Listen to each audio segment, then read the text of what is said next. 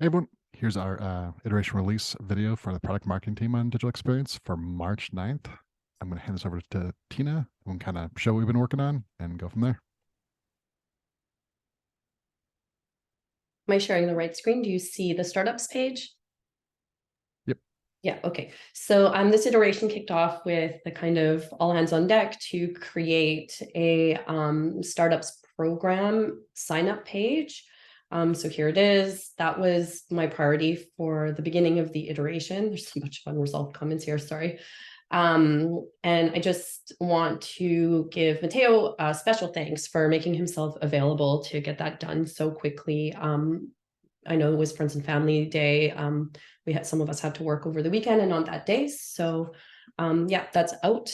Next, I'm just looking at my board. I also focused on the commit roadshow. So I created these wireframes that aligns with some of the content that Michelle would like on the page. We also just kind of used past events as a basis, since there's very little content written for these pages. I wireframed and started designing the city landing pages as well for each event, but it looks like we're using a third party for that. So we're, for anyone who's building this, just ignore, I tried to make it clear to ignore these, but I kept them in the file just in case that doesn't work out with the third party. I think it's called Lenos. And I also had some time to create the designs for that, because Tina from the brand team was able to provide the look and feel and this cool illustration here. So we've got the design pretty much ready to go.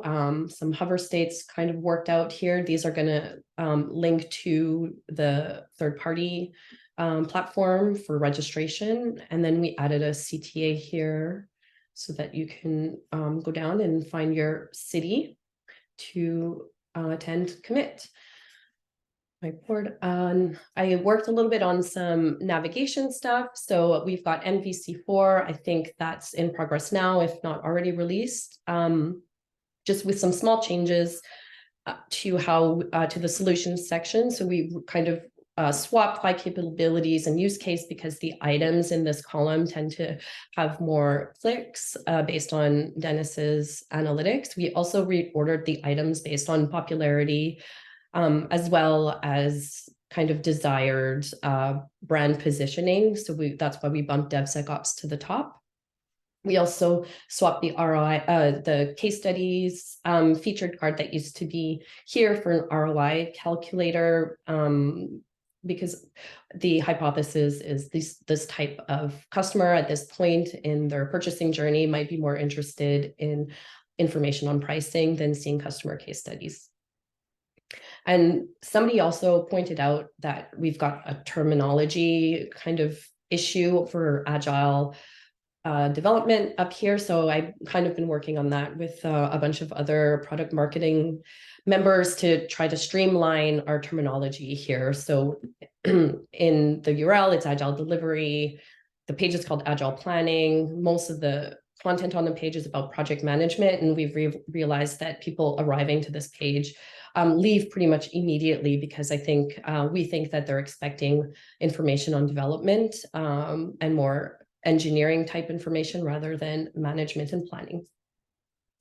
And here's some work on a MVC5 candidate where we completely get rid of the categories and just surface our solutions without adding the extra barrier of having visitors figure out if it's a capability or a use case. I find that my hypothesis is that doesn't matter and adds additional kind of mental load, I guess. Pardon me, I'm sick a little bit, as you can tell by my voice. I also am proposing we remove the images from these featured cards, and based on whether the ROI calculator is performing well in MVC4 or not, maybe also bring back a customer success story here, but reword it so it has more value. So, you know, how they achieve faster deployments. Yes, we also want to achieve faster deployment. I might click on it. And another hypothesis there is that the image, just because they're stock images, the section might resemble ads, and so visitors might be suffering from banner blindness and not click on them. And then we've got, this would be an A and then a B just to test adding our solutions label and just some different hover interactions. So that's MVC5 of the navigation. Lastly, I started there's nothing really to show here, but I have a lot of ideas for how to improve the solutions landing page. So I've started plugging away at that in between feedback loops. And I'll just pick this back up next when I'm back from PTO. And that's it for me. I'm gonna go with Mateo. Thanks. Thank you, Tina. So first, a couple of small things that I did this iteration was removing the navigation from digital transformation page and adding a missing subscription link to the startups page. That was a follow-up. And then the big things that I worked on, let me share my screen to show. Where the two pages, first the startups join page, which was at the beginning of the iteration, was a bit crazy, the timeline we had for this one, but it's live now. And also I'm working on the customers page. It's pretty much up ready now, but I'm still resolving feedback on some issues with the logos. But here it is. A bunch of component support tabs. You have like this animations to switch between them, and then pagination for these logos. I have a bunch of different logos here that don't go here, but just to show the pagination feature right now. Yeah, that's what I was working on. I will pass it to Heavy. I had a feeling that you would pass over to me because my work is very related. So what I worked on was this. What are you seeing? Are you seeing the right thing? No, that's awesome. That's the best. Okay. Now are you seeing work? No? Yes? Okay. I like how you have to like wait to see like whether people can see what you're doing. So working on this browse all customer stories. This is related to what Mateo was working on. This is pretty much what used to exist in the customers, but now is existing in this customers all. So that's pretty much like in review as well as what Mateo was working on. Something I also wanted to show, which is on my right, was the Lighthouse CI thing. So essentially, this is like the configuration for what this is doing. What the Lighthouse CI thing is doing is essentially building the site, running a server to host the builded content, and then checking certain URL params that you pass to it. I'm passing these categories to it to tell it what to look at, and then generates all of this funky output, which is, if you look at these URLs, will generate the reports for what's happening. What's going to end up being shown here is the median value of the 5 runs. So what it'll do is run a certain amount of time that you tell it to, and then return like the average, median value, so that it's like pretty much like not just randomness happening. So that's that. We want to throw that into the CI stuff. And I talked to Justin about what we're looking to do is throwing this into a system where essentially every so often, cadence, every iteration or two, we can have an issue pop out with all of this stuff so that people can just like see all of this, and we can talk about like what is going on with our site and how it's doing. So yeah, that's it for me. I'll pass it over to, who am I passing it over to? I'll pass it over to Nathan. Thanks, Howie. Debating if I'm gonna. Yeah, I'll share my screen. Why not?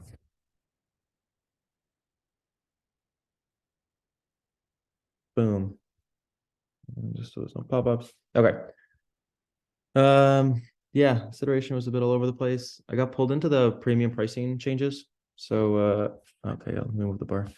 So we added this saying that the price is going to increase in April, and then added a FAQ, and this had to go out all on the same day. So it was a bit hectic, but we got it out. And then also removing pricing from the feature comparison page. And so there's an issue created for that iteration, like when the pricing actually gets updated, and we're going to update this page again with the actual pricing, because it's just easier than having to come up with a new UI for like 3 weeks. So that's the pricing stuff.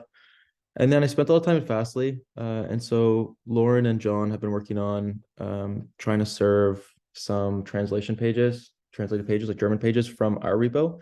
And so it's a little complicated because we have it set up with Fastly and SmartLink so that anything with DE gets proxied from SmartLink. And so set up all those Fastly rules so that the sales page is an exception. And so this one actually gets served from our GCP bucket. And so this is all like in-house YAML files that's serving this page. So that's all credit to John and Lauren for all the content stuff. So I'm sure they're going to talk about it in their sprint release. Updated just some small stuff. This was 2022, so updated 2023. And then the biggest thing, I was working on this customer case study template, and I completely misread the issue, and I thought I was only doing the YAML file. And then Justin goes, "Can I see the template? I want to see what it looks like." I'm like, "Oh, I didn't know how to do the whole template. I just did the YAML file." So I'm gonna frantically try and get that up today and tomorrow. But oops, this is the wrong page. This is security job. So here's like the template file. And I found out, actually super cool, you can upload images in the web IDE. So when we try and get workout for like customer case studies or competition pages, we could actually get whoever's making the page to upload images as well, which is a little scary because they could upload like massive assets, but it's pretty cool that maybe that we don't have to intervene and upload stuff. And then added security jobs. So we added the SaaS job and then moved them all over to the new ones because they relocated them from security to jobs, and then only run it if it's not on the main branch. Because for some reason, the SaaS job was taking like 48 minutes to complete on prod or on main. And so we actually had taken it down and we're like, well, you know what? We don't need the SaaS job, but security had keeping an eye on us. And they're like, can you put that back, please? So we had to add it back. And then I'm hopefully trying to set up an issue either this iteration or next to actually go through our security, like on the side panel here. There's tons of stuff we can do with security and compliance. And so it'd be cool if we could actually understand this, and a lot of this is false positives. So it's like, node module things that are critical, but it's really not critical. So I think that's something we should get on. But yeah, I think that's it for the past iteration. I'll hand it off to Mark. Yep. So for this iteration, actually gonna share my screen. Let me know when you guys can see it. So for this iteration, I worked on the MPC2 updates for the security and customer assurance package pages. So some small updates here. We added the CTA here. We also changed the structure here on the grid to allow for more content. And we added these security topics feed here. So some small changes. Also for the customer assurance package, we did something similar. We added the CTA here, and we added this CTA section here too. Also, I worked on the KubeCon 2023 Europe update. We're still waiting for some for the final content for this, so I've been updated this as it goes.